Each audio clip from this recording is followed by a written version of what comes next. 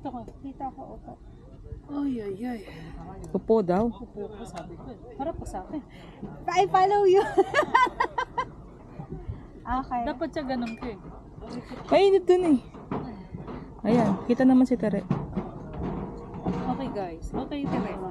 So welcome to your first breathe underwater. Woohoo! Kinaman akong bigla eh. Okay, I'm gonna tell you first kung ano itong mga equipment. First, ito yung BCD.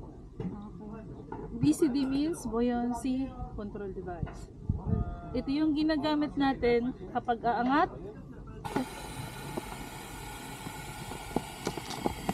Pag prines mo yan, aangat ka. Or magpo-float ka. Okay? Pag pababa ka, ito. I-deflate mo. Okay. Pero pag pinindot mo to, kailangan yung elbow mo nakataas. Sedate na Oo. ako. Ito, nasa Aliwa. left shoulder to. Ay, okay. Okay.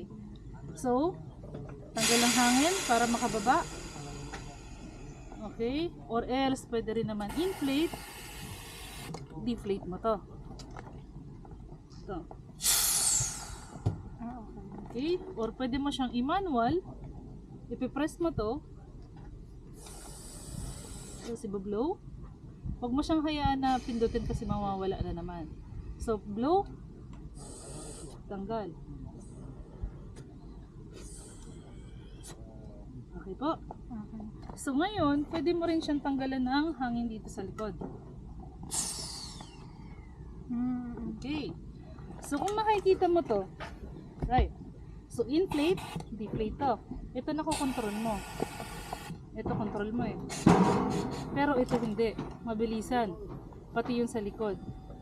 May isa pa. Pag tinanggal mo yung hangin, pwede mo rin tong hilahin pababa.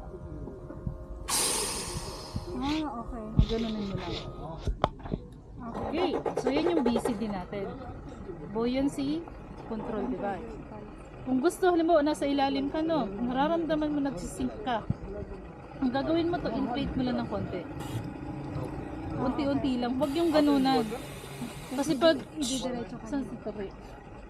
Nasa taas ka na pala. So dahan-dahan lang.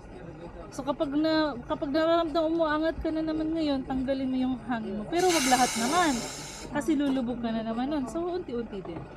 So unti-unti, then kapag naramdaman mo angat, release lang na isang pindot. Okay? So pero kung gusto mo ng madalian na baba, pindutan mo. Okay. Okay, so okay na sa BCD. Ngayon, sa regulator tayo. Ang regulator, ito yon. Ito, at saka yung nakakabit. Explain ko muna sa'yo. Ito yung tinatawag na BCD inflator.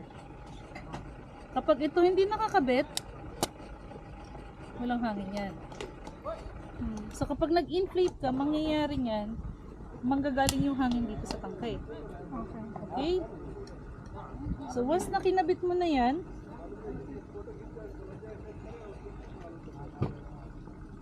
so doon pa lang time na magkakaroon ng hangin. Okay? So, ang full of air natin is 200 bar. Ito siya. So kapag nag-inflate, deflate ka, huminga ka, lahat yun manggagaling dito. Okay. So, kapag ginamit mo na siya, kapag nagda-dive na tayo, time to time din, titingnan mo to. Kasi, hindi siya unlimited. Limited lang tong hangin natin. Okay, the more you go deeper, you consume a lot of air. Okay? Pag nag-dive ka to the shallower depth, of course, you can stay longer. At the same time, hindi ganun kabilis yung hininga mo compare mas malalim. Okay po. Next. Ito yung regulator natin. Kung makikita mo, yellow at saka itim. Or, shorter na hose, yung kulay itim, Okay. ito yung gagamitin mo. Okay? Itong yellow, ito yung tinatawag na octopus, or ito yung tinatawag na alternate air source. Okay? Yung alternate air source, ginagamit lang to just in case. Ba't hindi kayo lumipat doon sa malilim, Mitch? Ang init eh. May tao eh. Okay, at dyan, atras ka lang ng konti. Kasi kita mo yung pawis mo naman, oh. Ha? Sobrang pawis na pawis ka na. Ilipat na lang kayo doon. Ha? Baka atakihin ka sa puso. Wala nang wala nang mag-ano kay Tere. Pagkatapos, Lipat na lang kayo okay. muna, Mitch. So, okay na to no? ito yung ginagamit mo. Ito yung tinatawag na alternate air source. Ito yung gagamitin mo kapag wala ka ng hangin. Gagamitin mo to sa kanya. Hindi rin yung sa'yo. So, ito yung gamit ko. Pag wala na akong hangin, hindi po pwede na isi-switch ko to. Kasi nga, wala na akong hangin. Kasi ito, connected din dito sa tangke. Okay? So, ito, nakikita lang to from your chin, triangular form sa ribcage mo. So, ibig sabihin, dito lang siya sa area. At ito, hindi rin to tinapasok sa loob ng BCD mo. Sa pocket na ganito. Hindi yung tinapasok. Nakalagay lang. Dapat ito nakikita mo. Kaya sinusuksok lang yan dyan. O kaya kung may clip ka, ito pwede rin. Kaya lang medyo nahihirapan ako sa kanya. Okay? Wait lang, itong itim gagamitin lang kapag Sa'yo, ikaw gagamit. Ito, sa For emergency. emergency lang. Kunyari, Pag as in wala nang hangin kasi yung dito sa monitoring mo. kung wala nang hangin yung kasama mo mag-drive. Okay. At ikaw may hangin ka pa. Pero kunyari, ikaw yung nawalan ng hangin, hindi mo pwedeng gamitin yan. Ang gagamitin mo yung kay Mitch. Okay. Okay. Ito sa emergency purpose para sa mga kasama. Oo, sa Ito yung sa akin. Okay ba? So ngayon, okay.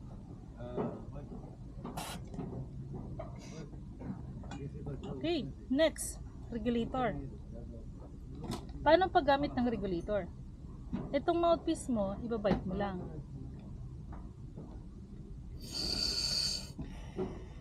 Okay. Pag nag-ano ka dito, pinasok mo to sa bibig mo, kailangan yung position ng bibig mo, ganun lang. I-exhale mo dito sa loob. Dito sa Oo, loob. dito rin. So, Okay.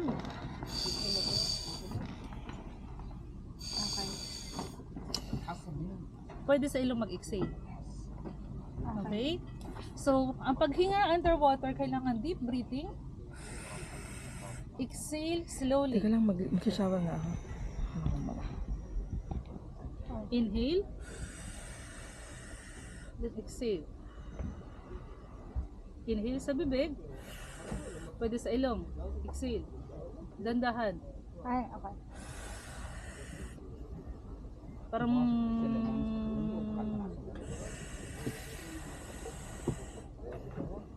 yan, pwede yan. Okay, huwag kang bihin ng ganito.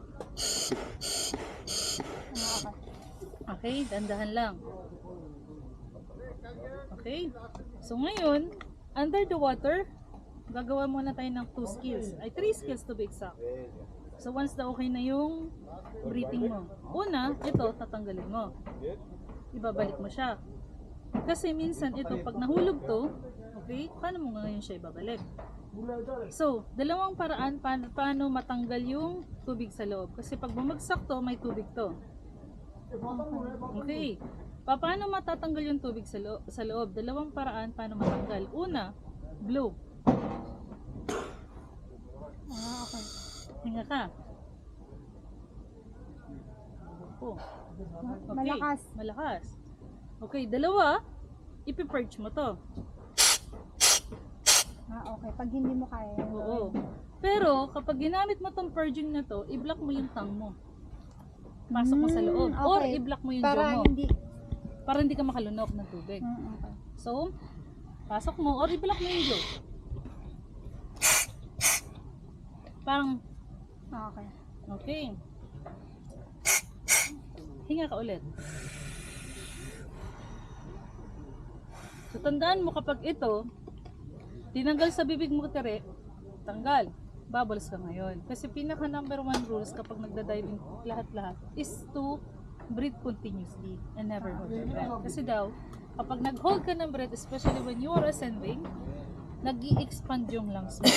Parang balloon. So, para hindi pumutok yung lungs mo, kailangan mo siya mag-breathe continuously. Okay? And never hold your breath. Okay. Okay, pangalawang skills, ito, tatapon mo. Okay, tapon mo yan. So ngayon, dahil nasipa ko daw kunyari regulator man, no? Papaano mo makukuha ulit tong regulator na to? Kanina nahulog, binalik mo. Ngayon, nasagi. Saan mo siya hanapin? Dito sa taas. So nasaan yan?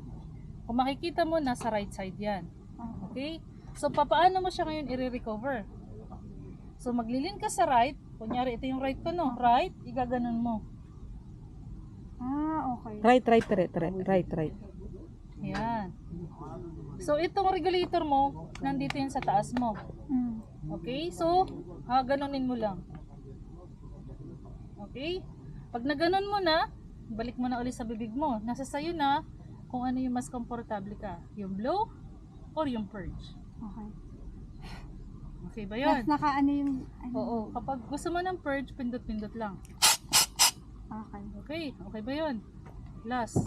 Okay na ha? Okay, sige. Okay.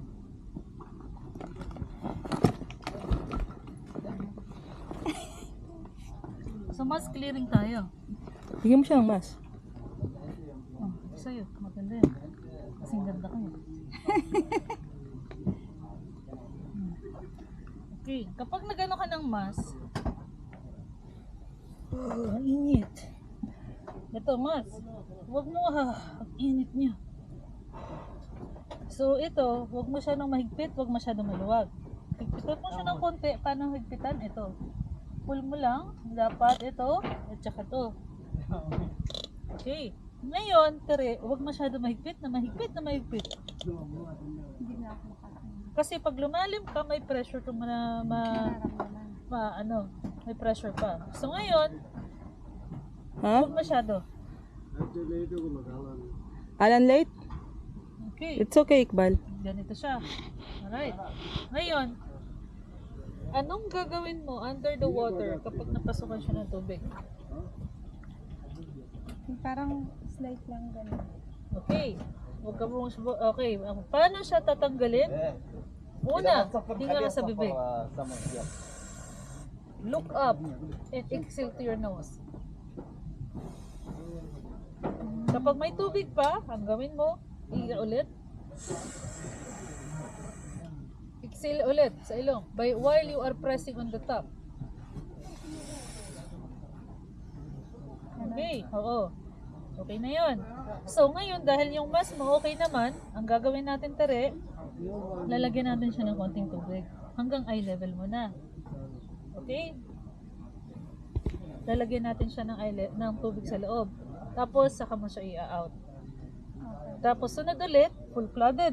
Punuin mo para practicein natin. Then, tanggalin mo siya ulit. By blowing through your nose. Okay, so lahat ng skills, yung tatlo na yon, de-demonstrate ko sa iyo kung paano. Okay, ang signal ko kapag tinanggal yung regulator at balik. Okay. Okay, yung signal ko pag tinapon ko yung regulator, ganyan. Recover, gaganon mo siya. Okay, gaganon mo. Yes, babalik mo. Okay. Tapos mask clearing, ito yung signal ko ng mask clearing. Ito yung eye level. Wait lang, paano yung ano sa mask? Ito yung mask. Okay. Lalagyan mo ng tubig sa eye level. Lalagyan mo ng tubig ng full. Okay. Okay? To remove the water into your mask, I'm gonna tap your nose. To remember, ito yung remember to exhale from your nose. Okay? So once everything gets okay na yan, tiri, yung tatlong skills na yan, ang gagawin natin, wow. Yung tatlong skills na yan, mag-ano tayo, lulubog tayo. Okay? You can feel the pressure in your ears. Tatlong paraan to release the pressure in your ears.